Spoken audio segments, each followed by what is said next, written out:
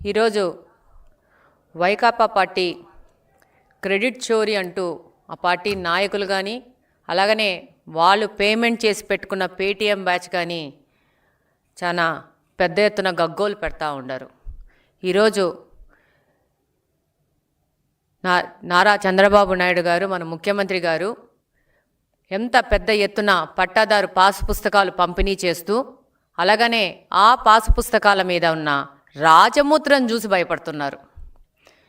ఈరోజు ఒక ఆయుధం ఒక పిచ్చోడి చేతిలో ఉంటే ఏమవుతుంది, అదే ఒక ఆయుధం ఒక మంచి వ్యక్తి చేతుల్లో ఉంటే ఏమవుతుంది అనేది ఈరోజు ఈ యొక్క పట్టాదారు పాసు పుస్తకాలు నిదర్శనంగా కనపడుతున్నాయి. మీరు ముఖ్యంగా చూస్తే జగన్మోహన్ రెడ్డి గారు భూ రీసర్వే పేరు మీద ఎన్ని దోపిడీలు దుర్మార్గాలు ఆక్రమణలు చేశారో గత 5 సంవత్సరాల్లో ప్రజలు ఇంకా మర్చిపోలేదు. ఈ యొక్క పట్టాదారు పాస్ పుస్తకాలు చూసి ప్రజలకు మళ్ళా తన దోపిడీలు గుర్తొస్తాయన్న భయంతో వీళ్ళందరూ బయటకు వచ్చేసి ఈ పట్టాదారు పాస్ పుస్తకాల మీద క్రెడిట్ చోరీ అని మాట్లాడుతూ ఉన్నారు. ఈరోజు చూస్తే మీరు గమనిస్తే 2018వ సంవత్సరంలోనే తెలుగుదేశం ప్రభుత్వం ఎంతో పెద్ద ముఖ్య ఉద్దేశంతో మంచి ఉద్దేశంతో ఈ యొక్క భూ రీసర్వే ప్రక్రియను మొదలుపెట్టింది.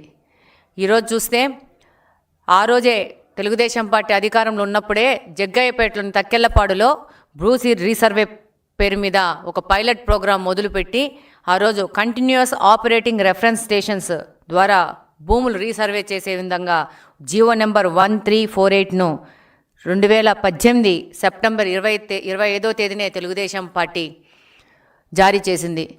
2019లో ఒక దురదృష్టవశాత్తు పార్టీ ఓడిపోవడము, వైకాపా పార్టీ అధికారంలోకి రావడము, ఈ భూ సర్వేని ఒక దోపిడీ చేయడానికి ప్రజల భూములని ఆక్రమించుకోవడానికి వాడుకొని వాళ్ళు ఒక అవకాశంగా తీసుకొని వాళ్ళు కన్నుబడ్డ ప్రతి ఒక్క భూమిని వాళ్ళు లాక్కునే ప్రయత్నం చేశారు. ఈరోజు ఈ భూ సర్వేల వివాదాలు సృష్టించి ఈ భూ సర్వేతో రీసర్వే పేరుతో ప్రజల మధ్యన వివాదాలు సృష్టించి న్యాయపరంగా సాయం దక్కకోకుండా వైసీపీ నాయకులు 2 రకాల పద్ధతులను ఈరోజు చేశారు. మీరు చూస్తే రీసర్వే పేరుతో దాదాపు రాష్ట్రంలోని చాలా భూముల్ని 22A జాబితాలో చేర్చడము, ఆ తర్వాత ఆ భూ వివాదాలు పరిష్కారం కాకుండా ప్రజలు అల్లకొల్లోలం పడితే మీకు క్లియర్ టైటిల్స్ ఇస్తామని చెప్పేసేసి భూ వివాదాలు పరిష్కరిస్తామని చెప్పి ఈ యొక్క ల్యాండ్ టైటిల్ యాక్ట్ని 2023 అక్టోబర్ 31న ప్రకటించడం జరిగింది. ఈ ల్యాండ్ టైటిల్ యాక్ట్లో ఆంధ్రప్రదేశ్లోని ప్రతి ఒక్క వ్యక్తికి తెలుసు ఈ ల్యాండ్ టైటిల్ యాక్ట్ ఏ విధంగా వాళ్ళ యొక్క స్వేచ్ఛను హరిస్తూ వాళ్ళ ఆస్తులను ఆక్రమించుకోవడానికి ఈ యొక్క ల్యాండ్ టైటిల్ యాక్ట్ తీసుకొచ్చినారనేది. దీని ప్రకారము ఏవైనా భూమి యొక్క సమస్యలు తలెత్తితే భూ అప్పిలేటుకు పోవాల్సి ఉంటుంది అని ఈ ల్యాండ్ టైటిల్ యాక్ట్లో చేర్చి ఈ ట్రిబ్యునల్ పరిష్కారాలన్నీ ఈ ట్రిబ్యునల్ అప్పిలేట్లోకి పోయే విధంగా తయారు చేశారు. దీంట్లో ఈ యొక్క అప్పిలేట్ ట్రిబ్యునల్లో ఉండాల్సిన అధికారులు నీతి ఆయోగ్ చెప్పిన ప్రకారము నిపుణులు, బాధ్యతాయుతమైన అధికారులు అలాగనే న్యాయ అధికారులు ఉండాలని చెప్పేసి ఈ అప్పిలేట్ ట్రిబ్యునల్లో నియమించాలని నీతి ఆయోగ్ చెప్తే వైకాపా పార్టీ ఏం చేసింది, ఎనీ పర్సన్ అనే పాయింట్ని చేర్చి నీతి ఆయోగ్ని కంప్లీట్గా పక్కన పెట్టేసి ఈ యొక్క ట్రిబ్యునల్లో కంప్లీట్గా వాళ్ళ యొక్క కార్యకర్తల్ని పెట్టుకునే విధంగా ఒక పెద్ద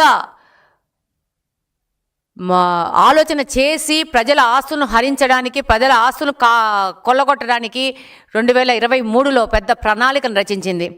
దీంట్లో ప్రకారము ఈ యొక్క ల్యాండ్ టైటిల్ యాక్ట్ ప్రకారము ఏవైనా భూ సమస్యలు వస్తే స్థానిక కోర్టులకు పోయే పరిస్థితి లేకుండా చేసి ఏదైనా కోర్టులకు పోవాలంటే హైకోర్టు పోయే విధంగా ఈ యొక్క చట్టాన్ని తయారు చేసి ఈ యొక్క రిజిస్ట్రేషన్ ఆఫీసుల చేతిలో రెవెన్యూ వ్యవస్థను మొత్తం ఇరికించేసి రెవెన్యూ వ్యవస్థను నాశనం చేయాలనే ఒక దురుద్దేశంతో ఈ యొక్క ల్యాండ్ టైటిల్ యాక్ట్ను తీసుకురావడం జరిగింది. రిజిస్ట్రేషన్లు చేశాక ఒరిజినల్ డాక్యుమెంట్స్ ఇవ్వరు, దాని బదులు డూప్లికేట్స్ జిరాక్స్ కాపీలు ఇస్తాము, మీ యొక్క ఆస్తులన్నీ మా దగ్గర భద్రపరుచుకుంటాము అని చెప్పి ఒక ప్రైవేట్ వ్యవస్థకి ప్రైవేట్ వ్యక్తులకి, ఒక కంపెనీకి ఈ యొక్క మన ఆస్తుల డాక్యుమెంట్స్ అని ఇస్తామని చెప్పి ఈ యొక్క చట్టంలో చేర్చింది. అసలు మా ఆస్తులు మీ దగ్గర ఎందుకు ఉండాలి? పేపర్లు మా ఆస్తులు మా పెద్దలు మా తాతలు ఇచ్చారు. ఈ యొక్క భూప్రపంచంలో పుట్టినప్పటి నుంచి ఇప్పటి వరకు ఎవరి ఆస్తులకు సంబంధించిన పేపర్లు వాళ్ళ దగ్గరే ఉంటాయి. కొత్తగా వైకాపా పార్టీ ఈ యొక్క ఆస్తులన్నింటినీ మా దగ్గర పెట్టుకుంటాము అని చెప్పి వాళ్ళకి ఎప్పుడు కావాలంటే అప్పుడు ఏ ల్యాండ్ మీద కన్ను పెడితే ఆ ల్యాండ్ కాజేయడానికి ఒక పెద్ద ఎత్తున ప్రణాళిక రచించి ఈ యొక్క ల్యాండ్ టైటిల్ యాక్ట్ని మన మీద రుద్దాలనుకుంది. ప్రజలందరూ 2024 ఎలక్షన్లో వీళ్ళ యొక్క దురుద్దేశాలను కనుక్కున్నారు. 2019లో చేసిన తప్పుల్ని వాళ్ళు వాటిని సరి చేసుకొని ఈరోజు 2024లో ఒక భారీ మెజారిటీని తెలుగుదేశం పార్టీకి, కూటమి ప్రభుత్వానికి ఇచ్చి వాళ్ళని కాపాడుకున్నారు ప్రజలు. ఈరోజు చూస్తే వైకాపా పార్టీ చేసింది ఇంకోటి ఏంటంటే, సర్వే రాళ్ళని చెప్పేసేసి ఒక వాళ్ళ నాయకుడి బొమ్మ వేసుకొని ఆ బొమ్మని పాతి దానికి గాను 650 కోట్లు ప్రజాధనాన్ని దుర్వినియోగం చేసింది. మా ల్యాండ్లలో దిష్టి బొమ్మలు పెట్టుకోవాలంటే మేము పెట్టుకుంటాం. ప్రభుత్వ ఖర్చుతో పెట్టుకోవాల్సిన అవసరము ఈ యొక్క ఆంధ్రప్రదేశ్లోని ఏ ఒక్క రైతుకు కానీ ఏ ఒక్క భూమి యజమానికి కానీ అక్కర్లేదు. ఈరోజు 650 కోట్లు డబ్బును దుర్వినియోగం చేసుకొని ఆయన బొమ్మనేసుకొని ఆ బొమ్మ రాలనంతా మా ఆస్తుల్లో పాతుకున్నాడు. ఏమన్నా నువ్విచ్చావా మాకు ఆస్తులు? లేకపోతే నీ పార్టీ ఇచ్చిందా ఆస్తులు? మా పెద్దలు మా తాతలు మా వాళ్ళు మేము వంశపరంగా వచ్చిన మా ఆస్తుల్లో నీ బొమ్మ ఎందుకు? దిష్టి బొమ్మలు పెట్టినట్టు మీ బొమ్మలు పెట్టుకొనేసి ప్రజాధనం దుర్వినియోగం చేశారు. ఈరోజు పట్టాదారు పాస్ పుస్తకాల్లో ఆయన బొమ్మ వేసుకుంటాడు, మళ్ళా నవ్వుకుంటా మాట్లాడతారు. ఏమి ఈ బొమ్మ ఉంటే ఇందులో ఏమి మార్పు వచ్చింది? మార్పు 100కు 100 పట్టాదారు పాస్ పుస్తకాల్లో వచ్చింది. పట్టాదారు పాస్ పుస్తకాల్లో మేము ఈ భారతదేశము గౌరవించే రాజముద్రతో వచ్చింది మాకు పట్టాదారు పాస్ పుస్తకము. నీ బొమ్మ కావాలంటే నీ పార్టీ కార్యకర్తలకు అందరికీ టాటో వేసుకో, వాళ్ళ మోకాల మీదనో ఈపుల మీదనో చేతుల మీదనో. అంతేగాని ఆంధ్రప్రదేశ్లోని ప్రజలు ఒక నమ్మకంతో నీకు ఒక ఓటేసి నిన్ను ఒక ముఖ్యమంత్రి స్థానంలో కూర్చోబెట్టినందుకు నీ యొక్క ఫోటో ప్రతి ఒక్కరి ఇండ్లలోకి చేరాలనే ఒక దురుద్దేశంతో చివరికి బాత్రూమ్లలో స్కూల్ పిల్లలు వాడే మగ్గుల మీద కూడా నీ బొమ్మలు పెట్టేసి, వాళ్ళు తినే ప్లేట్ల మీద కూడా నీ బొమ్మలు పెట్టేసేసి ఈ విధంగా ఒక అధికార దుర్వినియోగానికి పాటుపడ్డావు. దాని యొక్క పరాకాష్ఠనే 2024 ఎలక్షన్ యొక్క ఫలితాలు. ఈరోజు గమనిస్తే ఈ యొక్క పట్టాదారు పాస్ పుస్తకాల కోసం ఆయన బొమ్మలు వేసుకోవడానికి 20 కోట్లు దుర్వినియోగం చేసినారు. ఆయన చేసిన దుర్వినియోగాలు 20 కోట్లు చాలా తక్కువ. కానీ మా ఇండ్లల్లో నీ బొమ్మ పంపించడానికి వేసిన ఒక్క దురుద్దేశంతో కూడిన ఆలోచన ఇది ప్రజలందరూ గుర్తించినారు. అలాగనే కాకుండా ఈరోజు ల్యాండ్ టైటిల్ యాక్ట్ని ప్రభుత్వం రాగానే కూటమి ప్రభుత్వము దాన్ని రద్దు చేస్తామన్నారు, రద్దు చేశారు. రద్దు చేసి ప్రజలు హర్షాతికతనాలు వెలుబుచ్చారు. అలాగనే భూ రీసర్వే మళ్ళా మొదలుపెట్టి చాలా ట్రాన్స్పరెంట్గా, చాలా డీటెయిల్గా, చాలా సాంకేతికంగా ఈ యొక్క భూ సర్వే పూర్తి చేయడం జరిగింది. ఈ భూ సర్వే ద్వారా దాదాపు రెవెన్యూ సదస్సులు నిర్వహించి ఫిర్యాదుల స్వీకరణ చేశారు. ప్రతి ఒక్క నియోజకవర్గంలో, ప్రతి ఒక్క మండలంలో, ప్రతి ఒక్క పంచాయతీలో ఈ యొక్క రెవెన్యూ సదస్సులు నిర్వహించడం జరిగింది. దాంతోపాటు ఫిర్యాదులు స్వీకరించి దాదాపు జాయింట్ ఎల్ఎంపీల పైన 4,98,000 దాదాపు 5 లక్షల ఫిర్యాదులు స్వీకరించుకోవడం జరిగింది. కంప్లీట్గా రెవెన్యూ వ్యవస్థను అలాగనే ప్రజలను భయాందోళనకు గురి చేశారంటే ఈ యొక్క 5 లక్షల కంప్లైంట్ల స్వీకరణే తెలియజేస్తూ ఉంది గత 5 సంవత్సరాల్లో వైకాపా ప్రభుత్వం చేసిన తప్పులంటే. అలాగనే ఇతర ఫిర్యాదులు 2,80,000 ఫిర్యాదులు వచ్చినాయి. అంటే ప్రజలను వాళ్ళ ఆస్తుల మీద ఎంత భయాందోళన గురి చేశారో ఈ వైకాపా నాయకులు, వాళ్ళ విధానాలు అనేది మీరు తెలుసుకోవాలా. ఇంకొకటి ఏంటంటే దాదాపు 7,78,000 ఫిర్యాదుల్లో అన్నీ ఒక సంవత్సరం లోపల వాటిని పరిష్కరించి ఈరోజు పూర్తి టెక్నాలజీతో రీసర్వే చేపట్టి రైతుల సమక్షంలోనే రీసర్వే జరిగింది. రైతుల సమక్షంలో రీసర్వే చేసి గ్రామ సభల్లో ఆస్తి వివరాలు నిర్ధారించిన తరువాతనే ఈ యొక్క కేవైసీ జారీ చేసి రాజముద్రతో ఈ పట్టాదారు పాసు పుస్తకాలను ప్రజలకు ఇవ్వడం జరిగింది, రైతులకు ఇవ్వడం జరిగింది. ఈరోజు గర్వంగా ఒక భారతదేశపు యొక్క రాజముద్రతో వాళ్ళు గర్వంగా వాళ్ళ పట్టాదారు పాస్ పుస్తకాలు తీసుకున్నారు. ఈరోజు ఒక దరిద్రం పోయింది, మా ఇంట్లో ఒక దరిద్రమైన ఫోటో పోయిందని చెప్పేసి ప్రజలు హర్షాతికేతనంలో ఉన్నారు. నీకు ఒక అవకాశం ఇచ్చింది 5 సంవత్సరాలకు మాత్రమే. నీ 5 సంవత్సరాలు దుర్వినియోగం చేసుకొని ఎవరిచ్చారు నీకు ఈ సలహా? మీ యొక్క ఏ ఏజెన్సీ ఇచ్చింది, ఏ స్ట్రాటజీ ఏజెన్సీ ఇచ్చిందో నాకు తెలియదు, కానీ వాళ్ళని పెట్టుకొని వాళ్ళకు కోట్ల డబ్బులు పెట్టుకొని వాళ్ళు ఇచ్చిన సలహాల మీద, బాత్రూంలలో మగ్గుల మీద, ప్లేట్ల మీద, పిల్లల స్కూల్ బ్యాగుల మీద, చివరికి మా ఆస్తుల మీద, రాళ్ళ రూపంలో సరిహద్దుల మీద, అలాగనే మా ఇండ్లలో ఉండే పట్టాదారు పాస్ పుస్తకాల మీద, అలాగనే మాకొచ్చే పింఛన్ల మీద, ప్రతి ఒక్కటి మీద నీ బొమ్మ వేసుకున్నావు. ఎవరిచ్చినారు నీకు అధికారము? ఈరోజు ఎవరిచ్చినారు నీకు అవకాశము? కనీసం ప్రజలు నాకు ఓటేశారు. ఈ ఓటుతో నేను ఒక ముఖ్యమంత్రిగా 5 సంవత్సరాలు చలామణి అవుతున్నాను కాబట్టి ప్రజలకు సేవ చేద్దామనే ఆలోచన లేకుండా ప్రతి ఒక్క చోట నువ్వు దైవాంశ సంభూతుడు అనే విధంగా ఈరోజు ప్రతి ఒక్కరి ఇంట్లోకి నీ బొమ్మలు పంపించుకోవడము, నీ రంగులు పంపించుకోవడము, మీ యొక్క కార్యకర్తలను పంపించి దోపిడీలు చేయడం చేసినావు. తప్పితే ఈ గత 5 సంవత్సరాలు ఏం చేసావు? ఈరోజు క్రెడిట్ చోరీ అంటున్నావు. మీ వాళ్ళు మాట్లాడతారు, పేటీఎం వాళ్ళు హాస్యాస్పదంగా మాట్లాడతారు. ఒక నోటు చూపించి ఆ నోట్లో గాంధీ బొమ్మ చూపించి, ఈ గాంధీ బొమ్మ ఉంది, ఈ డబ్బు నీదంటావా నాదంటావా అని మాట్లాడుతున్నంత ఒక తెలివి తక్కువ పేటీఎం బ్యాచ్ని మెయింటైన్ చేసుకుంటున్నావు. గాంధీ గారికి, నీ వైకాపా పార్టీకి, ఆ వైకాపా పార్టీలోని నాయకులకి నక్కకు నాగలోగానికి ఉన్న తేడా ఉంది. అసలు గాంధీ మహాత్ముడితో మీరేంటి అసలు పోలిక పెట్టుకోవడము? గాంధీ మహాత్ముడు ఎవరు? నువ్వెవరు? నువ్వు లక్షల కోట్లు దోచుకున్న ఒక పార్టీ పెట్టుకొని ఒక పొలిటికల్ బుస్కుల్లో లక్షల కోట్లు దోచుకున్న దుర్మార్గుడివి, ప్రజల సొమ్ము దోచుకున్న దుర్మార్గుడివి, ఒక అవినీతి పరుడివి. అవినీతి పార్టీ మీది. గాంధీ మహాత్ముడితోనా మీరు పోటీ పడేది? గాంధీ మహాత్ముడితోనా మిమ్మల్ని పోల్చుకుండేది? అసలు మనకి ఏదైనా మాట్లాడేటప్పుడు సిగ్గు పడతాము, సిగ్గు అనేది ఉండదా మనకు? ఈరోజు ప్రజలందరూ చాలా సంతోషంగా ఉన్నారు. వారు పట్టాదారు పాసు పుస్తకాలు తీసుకొని దాని ముందున్న రాజముద్ర తీసుకొని రాజసంగా ఇది మా పట్టాదారు పాసు పుస్తకం అని చెప్పి అందరు తెలియజేసుకుంటా ఉన్నారు. ఈరోజు మీరు ముఖ్యంగా గమనిస్తే ఈరోజు ఏందో క్రెడిట్ చోరీ జరిగింది అంటున్నారు.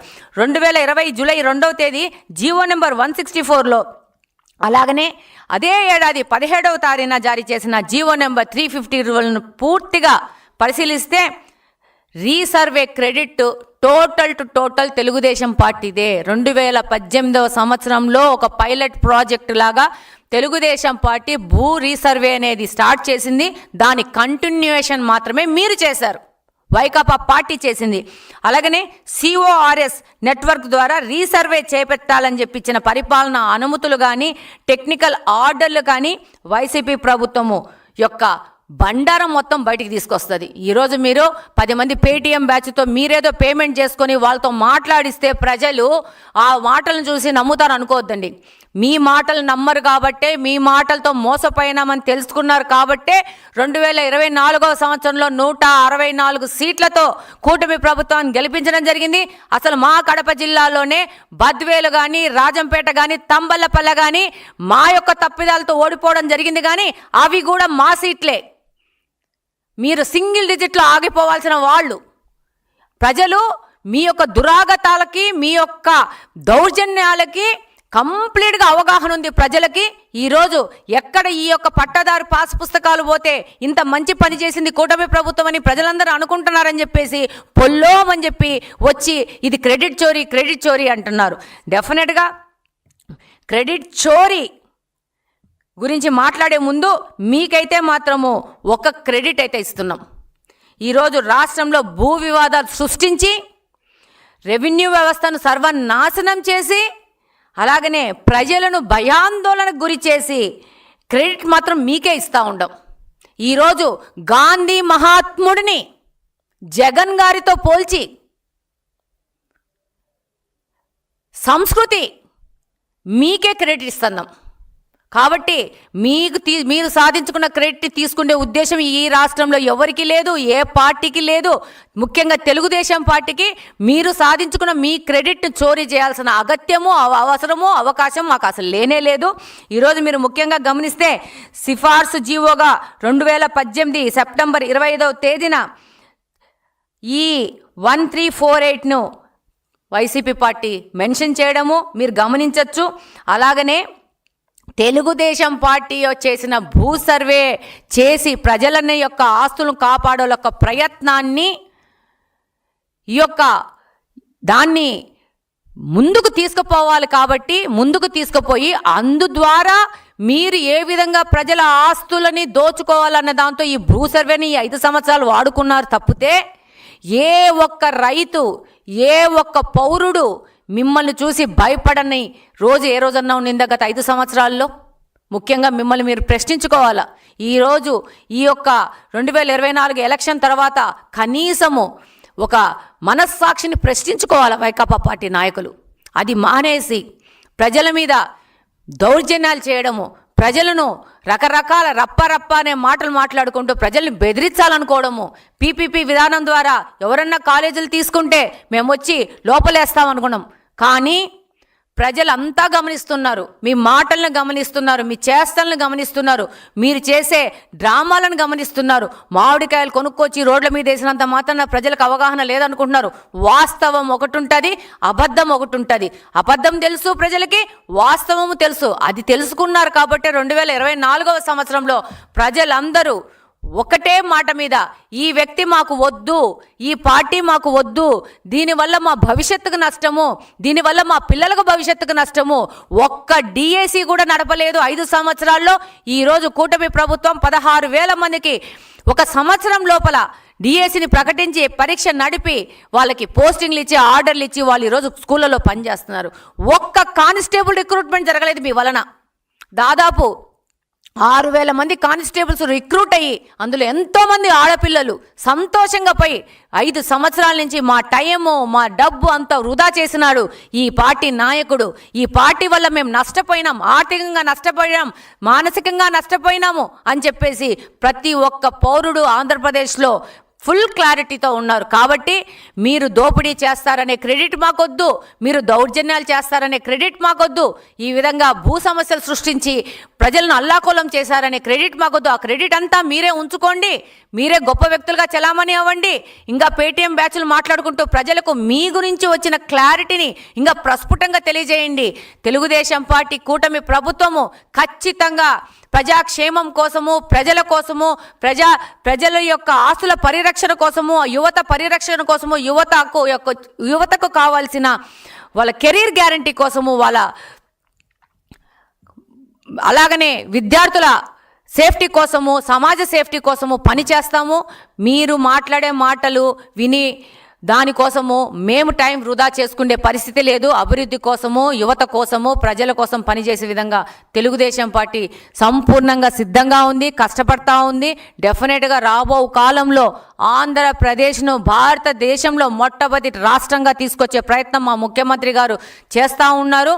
దాని వెనక కార్యకర్తలాగా సైనికులుగా పనిచేయడానికి తెలుగుదేశం పార్టీలోని కుటుంబ సభ్యులు అందరూ పనిచేస్తారని సందర్భంగా తెలియజేసుకుంటున్నాను. జై హింద్.